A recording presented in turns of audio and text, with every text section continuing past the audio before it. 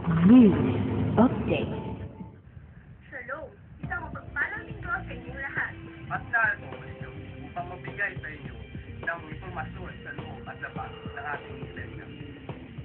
At At ito ang Letter City News Update. Praise God! Dahil this morning, nagsimula na ang ating in-house Bible School with Pastor Robert Lim.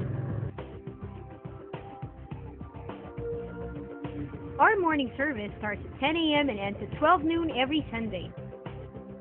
However, we recommend that you attend the 5 p.m. to 7 p.m. service every Sunday. For the young people, the youth service is for you, 2:30 p.m. until 4 p.m. every Sunday. Muli tayong masabi sa ating mga darating na gawain. Sa February 13, 2011, Love, Courtship, and Marriage. At sa April 21 to 22, Encounter God Retreat, OPGR, Batch 4. Every Friday, we hold our prayer meeting at 8 p.m.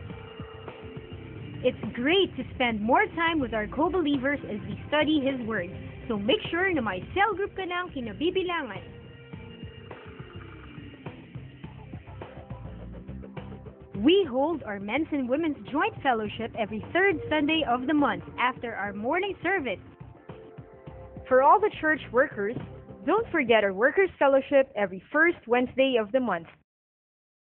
God added one more day in your life, not because you need it. But because someone needs you. Kaya patuloy tayo maglingkod sa Panginoon 24 oras. Hanggang sa susunod na linggo, abangan muli ang bagong edisyon ng Lega City News Update. Shalom! LHCFC News